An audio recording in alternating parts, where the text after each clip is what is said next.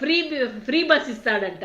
అంటే ఇంకా next elections లో మమ్మల్ని గెలిపిస్తే మహిళలందరికీ కూడా ఫ్రీ అని.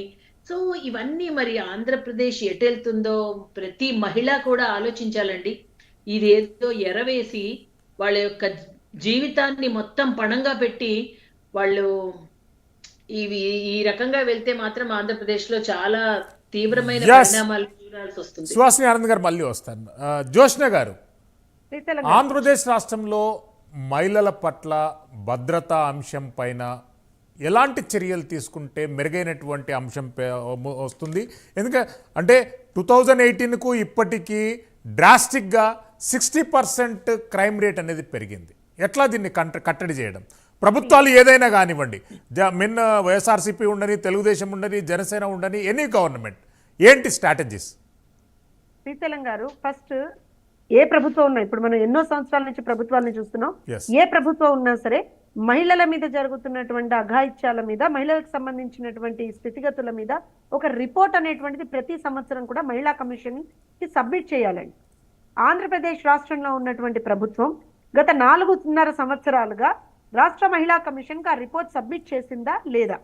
ఫస్ట్ థింగ్, రిపోర్ట్ సబ్మిట్ చేస్తేనే కదా తెలిసేది ఎక్కడ లాక్యూనాస్ ఉన్నాయి, ఎక్కడ మనం దాన్ని ఏ రకంగా రెక్టిఫై చేసుకోవాలి, ఏ రకంగా ఒక రెమెడియల్ మెజర్స్ తీసుకురావాలి అనేటువంటిది తెలిసేది. ఒకటి అంశం. రెండో అంశం, ఇప్పుడు ఎన్సీఆర్బి లెక్కల ప్రకారంగా ఈ రకమైనటువంటి ఒక ఇష్యూ వచ్చినప్పుడు ఎన్సీఆర్బి లెక్కల్లో ఖచ్చితంగా దోస్ ఆర్ ఆల్ ఏమంటారంటే ఒక ఇండిపెండెంట్ ఏజెన్సీ ఎన్సీఆర్బి అనేటువంటిది. సో వాళ్ళు ఇచ్చినటువంటి లెక్కల్ని ఉన్నటువంటి రాష్ట్రంలో ఉన్నటువంటి పోలీస్ వ్యవస్థ కూడా they have to look in to it and they have to take different measures. బేసిక్గా డిఫరెంట్ మెజర్స్ ఏంటి అని అంటే, మనం ఇదివరకు కూడా చూసాం శ్రీశైలం గారు, వివిధ ఎన్జిఓస్ తోటి కూర్చొని మాట్లాడడము, how to reduce the crime rate in terms of అంటే ఏ పాకెట్స్ లో క్రైమ్ ఎక్కువ అవుతుంది. అసలు నేను ఇందాక అన్నది అదే, అసలు రిపోర్టే లేనిది ఎక్కడ క్రైమ్ ఎక్కువ అవుతుంది, ఏ ఏ ఏజ్ గ్రూప్ లో ఆ క్రైమ్ ఎక్కువగా కనబడుతోంది, ఏ ఇన్స్టెన్సెస్ లో క్రైమ్ ఎక్కువ అది కనబడుతోంది మనకి, అసలు ఎక్కడ ఏది లేదు. ఫస్ట్ ఆఫ్ ఆల్ ఈ ప్రభుత్వం ఎక్కడ మాకు మా హయాంలో ఇలాంటిది ఉందని వాళ్ళు ఒప్పుకోవట్లేదు కదండి. ఒప్పుకుంటే కూడా మనం ఏదైనా సొల్యూషన్స్ చెప్పగలము. అలానే ఇది వరకు ఏం జరిగేది అంటే, అన్ని పొలిటికల్ పార్టీస్, ప్రతిపక్షాలు, అధికార పక్షం అందరూ కూడా ఒక రెగ్యులర్ గా ఒక మీటింగ్స్ అనేటువంటివి జరిగేవి, ఇన్పుట్స్ అనేటువంటివి తీసుకునేవాళ్ళు. ఇండిపెండెంట్ ఏజెన్సీస్ నుంచి, విమెన్ ఆర్గనైజేషన్స్ కావచ్చు, ఎన్జిఓస్ కావచ్చు, వీటన్నిటి నుంచి కూడా ఇండిపెండెంట్ గా they use to take some tips and అసలు సజెషన్స్ అవి తీసుకునేవాళ్ళు. ఇప్పుడు అసలు ఏమీ లేదు కదా. వాళ్ళు ఒప్పుకోవాలి కదా శ్రీశైలం గారు, మీరు అసలు చాలా దూరం ఆలోచిస్తున్నారు. వాళ్ళు ఫస్ట్ అసలు ఈ ప్రాబ్లం ఉందని ఒప్పుకుంటే మనం ఏమన్నా సొల్యూషన్ చెప్తే వాళ్ళు వింటారు. అక్కడ ప్రాబ్లం ఉందని ఒప్పుకోడు కదా ఆ మహానుభావుడు, అక్కడ కూర్చున్నటువంటి మహానుభావుడు అసలు ప్రాబ్లం ఉందని ఒప్పుకోడు కదా, అంతా బాగుందంటాడు. మేలిపండు చూడ మేలిమయుండు, పొట్ట విప్పి చూడ పురుగులుండు. ఈ మహానుభావుడి పాలనలో అది ఉందండి, ఇంకేం చెప్తాం. And it's a very saddening part. ఎందుకనంటే మహిళల్ని కేవలం ఏదో ఏమంటారు అని అంటే యునో ఓట్ బ్యాంక్ గా మాత్రమే చూడడం అని కాదు. అండ్ ఎస్, డెఫినెట్ గా ఇవాళ కేంద్రంలో ఉన్నటువంటి బీజేపీ ప్రభుత్వం ప్లస్ ఆల్ ది పార్టీస్ ఏవైతే సపోర్ట్ చేసుకుంటూ వెళ్ళాయో, really we are happy that 33% reservation is accorded to women. మేమందరం చాలా హ్యాపీగా ఉన్నాం. ఖచ్చితంగా it is a very one of the అంటే landmark move for women of India. ఇవన్నీ కూడా మనం సంతోషంగానే ఉన్నాం సార్. ఎస్, శివపార్వతి గారు కన్క్లూజన్ పాయింట్ చెప్పండి ప్లీజ్. ఆంధ్రప్రదేశ్ లో ఉన్నటువంటి మహిళల పరిస్థితి ఏంటి? ఇబ్బందుల్లో ఉన్నారు, రాష్ట్ర ప్రభుత్వం అది గుర్తించట్లేదు.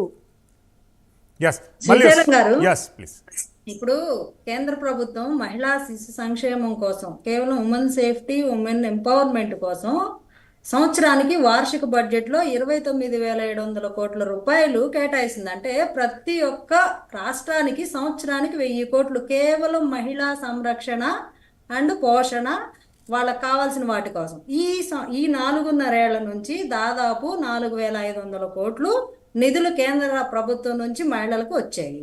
దీనిలో జగన్మోహన్ రెడ్డి గారు మహిళా సంరక్షణ కోసం ఏం చేశారు అనేది ముందు ముఖ్యంగా ఈ నిధులన్నీ మింగేసి వాళ్ళకి ఏమీ చేయకుండా పైపెచ్చి వాళ్ళ మీద అటాక్స్ జరుగుతున్నా ఎట్లాంటి చర్యలు తీసుకోకుండా ఎలాంటి రీహాబిటేషన్స్ కానీ ఇలాంటి సెంటర్స్ ఏర్పాటు చేసింది లేదు. అదృశ్యమైపోయి వెళ్ళి వచ్చిన మహిళలు ఎలాంటి పరిస్థితులు వస్తున్నారు, వాళ్ళ మానసిక స్థితిగతులు ఎలా ఉన్నాయి, వాళ్ళని ఎలా ఎంపవర్ చేయాలి, వాళ్ళు ఆర్థికంగా ఏదైనా చేసుకోవడానికి ఓ పని బాట కల్పించడానికి కుట్టు మిషన్ లాంటివో ఏదో ఎంబ్రాయిడరీ వర్క్ లాంటివో నేర్పించే సెంటర్స్ కూడా కనీసం ఆంధ్ర రాష్ట్రంలో జగన్మోహన్ రెడ్డి గారు వచ్చిన దగ్గర నుంచి ఒక కుట్టు మిషన్ అయినా పంచిపెట్టారా?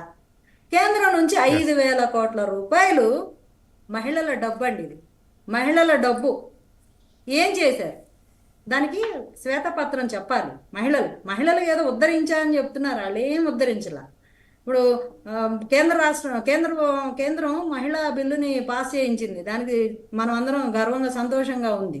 కానీ ఈ నిధులు సంవత్సరానికి రాష్ట్రానికి వచ్చే నిధులు ఏం చేస్తున్నారు జగన్మోహన్ రెడ్డి గారు? దానికి సమాధానం చెప్పాలి. అదే విషయాన్ని సుహాసిని ఆనంద్ గారిని అడుగుదాము.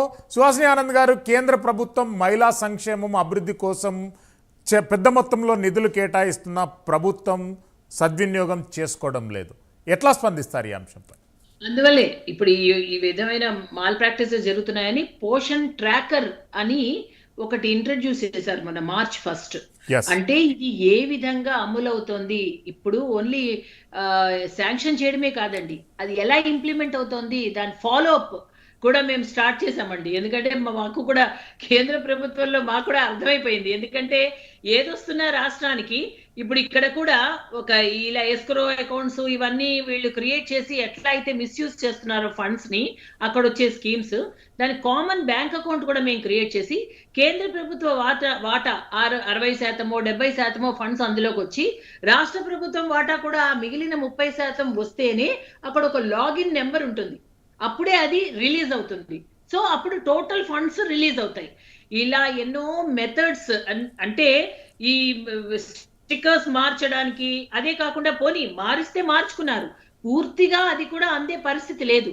సో ఇలా ఈ పోషణ అభియాన్ లో ఈ ట్రాకర్ ఎట్లాగో, అక్కడ ఒక లాగిన్ పాస్వర్డ్ ఎట్లాగో, ఇవన్నీ కూడా మేము చేయడం జరుగుతుందండి. సో డెఫినెట్లీ మా పర్సూయన్స్ అయితే ఉంటుంది. ఈ మధ్య థ్యాంక్ యూ సుహాసిని ఆనంద్ గారు, థ్యాంక్ యూ జ్యోత్స్న గారు, థ్యాంక్ యూ శివపార్వతి గారు. ఏది ఏమైనా కానీ